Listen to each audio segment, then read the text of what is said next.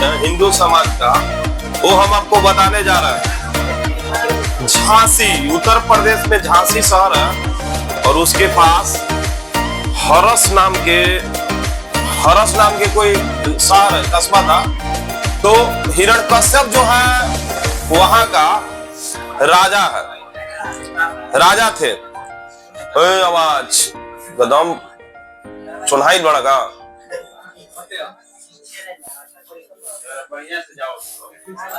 लेके जी खा पी के पूरा। हिरण्यकश्यप जो था एक ऐसा राजा था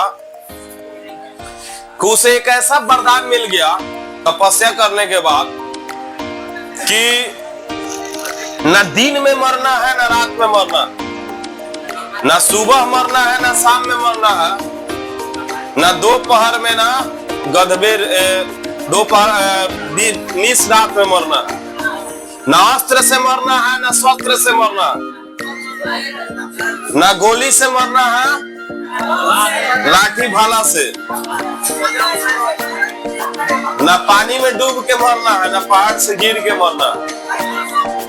इस तरह के वरदान से सुनकर उसके मन में घमंड आ गया कि अरे हम तो अमर हैं, हम तो मरेंगे ही नहीं, हम कुछ भी करेंगे कोई बात नहीं है। तो अपने प्रजा को काफी सताने लगा और बोला कि मेरा ही नाम जपो क्योंकि तुम्हारा भगवान हम है। लेकिन ज्यादातर प्रजा है विष्णु का नाम जपा करती थी लुक छुप के, लेकिन पता चल जाने पे बहुत मारता था। इतना अपने प्रजा को सताने लगा, दबाने लगा, प्रजा परेशान हो गई। फिर भी लेकिन राजा के क्षेत्र में रहना है तो मानना है बातों को। लेकिन एक दिन ऐसा होता है विधि का विधान कि हिरण्यकश्यप का पुत्र प्रहलाद जन्म लेता है और वो बचपन से ही विष्णु विष्णु के नाम का जाप करता। ठीक है, विष्णु भगवान का जाप करता है। इस बात को उसे रास नहीं आती, वो काफी क्रोधित होता है और मारे तो कैसे अपने पुत्रों को मार। उसके लिए फिर भी अब सोचता है कि राज जहाँ है और मेरे ही घर में ऐसी कहानी होगी तो प्रजा बात कैसे मानेगी, इसलिए उसे मारने का फैसला लेता। और कभी खाना में जहर मिला के, तो कभी पहाड़ से ढकेल के, तो कभी नदी में डुबा के, तो कभी खौलते करा के तेल में डाल के कई प्रयत्न करता, लेकिन विफल होता जाता। तो उसकी एक बहन थी होलिका, उसको वरदान था कि एक चादर मिला हुआ, उस चादर को ओढ़ के आग में बैठ सकती थी जिससे वो जलेगी नहीं। इसका फायदा उठाते हुए उसकी बहन बोली कि हम अपने भतीजा को मार देंगे। ऐसी भी फुआ थी, ठीक है, तो बच के रहना ऐसी फुआ से। हाँ, तो उसे गोद में बैठा लेती है और बहुत सारे लकड़ी अलाव का व्यवस्था किया जाता है, पूरा ऊंचा पहाड़ जैसा, जल्दी जलाने के लिए। उस पर बैठ जाती है, गोदी में ले लेती है और अपना चादर ओढ़ लेती है कि हम तो जलेंगे नहीं, लड़का जल जाएगा। आग जलाया जाता है, वो जाप करिए रहा भगवान की आग में, चक्कर में नहीं क्या हो रहा है। लेकिन ऐसा हवा आया कि साल उड़ गया और साल उड़ने के बाद जो प्रहलाद है वो जल के प्रहलाद बच गया और होलिका जो है जल के खत्म हो गई। तो उसी पर होली के एक दिन पहले हम होलिका जलाते हैं। ठीक है, अब देखिए क्या होता, प्रहलाद बच गया, राजा काफी क्रोधित हुआ, बहन भी खत्म हो गई, बेटा जो था नालायक है, कभी खत्म हो ही नहीं रहा, कुछ भी कर रहा है, काफी क्रोधित होता है। एक दिन इतना क्रोधित होता है कि उठाता है अपना गदा, कहते हैं आज तुमको मार के खत्म करें, बताओ भगवान तुम्हारा है का। तो हंसते हैं और कहते हैं कि हर जगह भगवान है। तो कहते हैं दुष्ट बताओ कहाँ पे है। तो वो कहते हैं कि मेरे में भी है, आप में भी है, फिर कहता बताएगा कि करेगा बखेड़ा। तो कहता है कि हर कण कण में है, इस खंभा में भी है, वहां खंभा था, इस खंभे में भी है, इस खंभे में भी है। तो उस खंभे को तोड़ता है, जब तोड़ता है तो एक अवतार निकलता। वो ऐसा अवतार था, इसको बोला गया था हिरण्यकश्यप को बोला गया था कि थोड़ा सा वीडियो पॉज करिए, दूसरे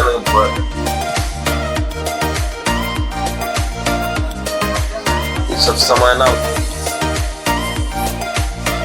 प्रहलाद जब बताता है कि खंभे में भगवान है तो तोड़ देता है हिरण्यकश्यप, और उससे एक अवतार निकलती है, एक ऐसी अवतार निकलती है कि हिरण्यकश्यप को बोला गया था कि ना तुम्हें मनुष्य मार सकता है, ना जानवर मार सकता है, ना भगवान मार सकता है, ना दानव मार सकता है। तो ऐसा अवतार बनता है कि ना वो नर थे ना नारी थे, ये भी वरदान थे कि नहीं मार सकते। तो वो क्या थे? तो मनुष्य थे आधा, आधा सिंह, नरसिंह अवतार में, और लड़ाई चालू हो जाती।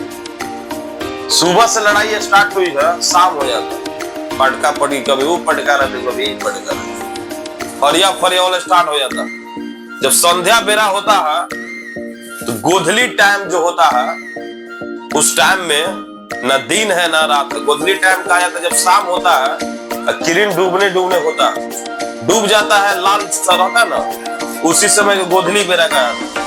उस बेरा में मृत्यु के समय को भी गोधली बेरा कहा जाता है। जब इंसान मृत्यु सैया पे रहता है तो अब लगता है कि अब मरेगा कि तब मरेगा, उस समय को गोधली कहा जाता है। और जो हिंदी पढ़ते हैं 10वीं 9th, वो गोधली ही लिखा हुआ, गोधली भगवान, गोधली भाग्य।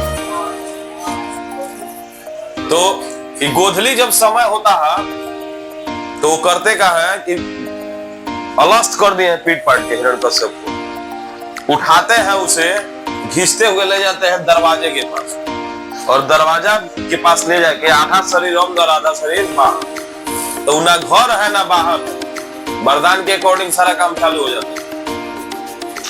ना घर में है ना वो बाहरी है, आधा शरीर डांड उसका उस चौखट पे है। उसके बाद उसे जमीन पे नहीं मरना था तो उठा लेते हैं और ये पैर पे से रख लेते हैं, इसे रखा गया। उसके बाद उसको नाखून से, ना अस्त्र से मारना था ना शस्त्र से, तो बस ये डाल के, नाखून था शेर का तो होता है ना पंजा, ऐसे डाल के ही जैसे दो खड़ा कर देते। बाप के पुत्र के सामने बाप की मृत्यु हो जाती है। यानी इससे सीख मिलती है कि रिलेशन मायने नहीं रखता, आपका संस्कार मायने रखता। अगर आप खराब कर्म करेंगे तो पुत्र भी पिता को मार सकता है, और पुत्र खराब काम करेगा तो पिता भी पुत्र को मार सकता है।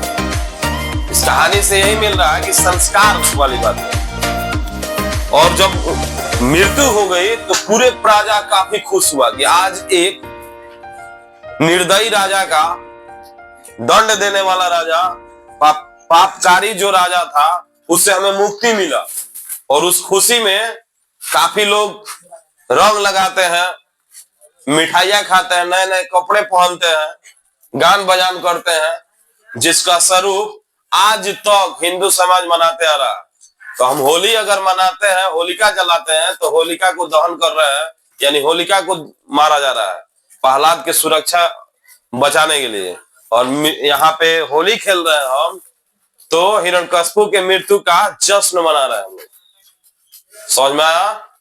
और आपके लिए सावधानी की बातें हैं कि जब आप होली खेले तो कोई रंग लगा रहा है तो ये फेरा मत रहिए कि रंग लगा रहा है तो भाग जाए, कूद जाए। तो ऐसे कूदने भागने में हो सकता है कि जमीन भींगा रहता है, पैरे टूट जाए, तो 3 महीना के लिए होली हो जाएगा बढ़िया बेड पे।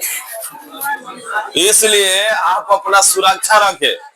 रंग लगा देगा, छूटेगा, जब होली है तो रंग नहीं लगाएगा तो गोबर लगाएगा, गोबर भी लगेगा तो ठीक तो है, साफ हो जाएगा।